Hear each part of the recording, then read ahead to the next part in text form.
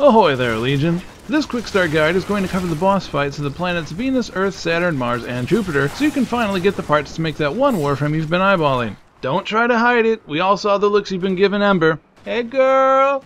Starting out with Venus, you'll want to unlock at least the missions to Fossa. You will want to fully clear all planets to help with alert missions, but we'll get back to those in a minute. The boss of the mission is the Jackal, the love child of Hoth's AT-AT with a mechanical gorilla. The boss has a very tough shield, but you can bypass this by taking out his legs first. It will then stumble, drop its shields, and give you time to attack. Repeat this several times and the Rhino is as good as yours. The only thing you will need to look out for is the Jackal will occasionally slam the ground, so stay at a distance or jump over the red rings. I'm sure there are many Xbox fans out there wishing it was this easy to dodge. Occasionally it will fire rockets. When you see the trail of smoke, run away. These rockets are very mean and can take down even high-level players. Also, there are drones that drop mines that spawn, but they shouldn't prove too much a problem. Next up is Earth's Councilor Vay Hek, located on Everest. Like the Jackal, Hek has a durable shield. The mechanic here, though, is that his quickly recharges and requires a fairly high and steady stream of damage to keep it off as you burn his actual health down.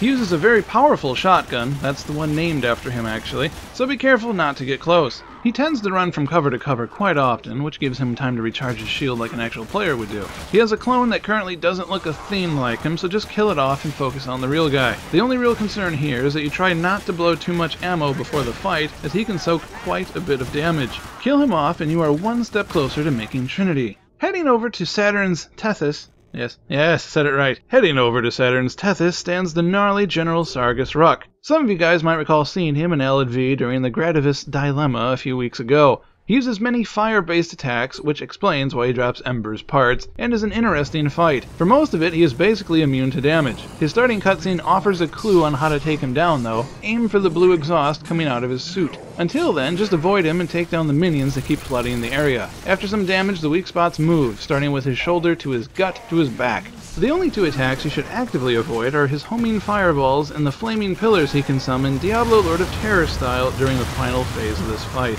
Fitting to be the boss location on Mars is War. What is it good for? Absolutely mags drops. All you need to do is kill arguably the easiest boss in the game, Sergeant Nef Anyo. This fight is similar to what Captain Vor used to be before an update, so I suspect he'll be changed in the future, but for now the only thing you really need to look out for during the fight are the guys surrounding him. He will disappear often, but he doesn't pack much of a punch, and he certainly can't take one. Finally is the revamped Temesto with Alid V presiding over Jupiter. I can only suggest doing this one with multiple people as the crowd control is insane. Just drink it all in. Go ahead, go ahead. Honestly, I don't envy anyone going into this fight, but to at least inform you of how it works, you have Alid and his pet Zanuka. Alid has a long-ranged stun and blind, a shield he can cast to block damage, and a knockdown and knockback he likes to cast when you get too close. Zanuka is the main threat of the fight, but the respawning enemies will prove quite a distraction as well. Zanuka can fire crazy accurate long-range missiles, a big AoE frost bomb, and a move that will just happen and can't be dodged that will wipe out any buff the player currently has, like say a Rhino's iron skin. The rockets can't really be dodged, so try and put a solid object between you to eat the damage. The blast radius is quite large though, so be sure to get some distance from that obstacle shielding you. The frost bomb is fired off randomly and can sometimes be dodged if Zanuka is far enough from you at the time, but if it is used near you, the radius generally scores a hit on you. Not only does it do a sizable amount of damage, it slows your movement and even your firing speed.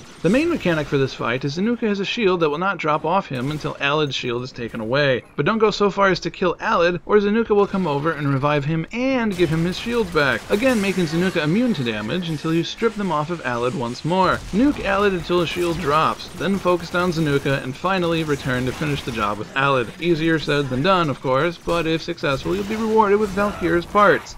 We wish you luck. Thank you for watching, Legion. We hope this helps you dismantle any of these pesky bosses that might have given you trouble in the past.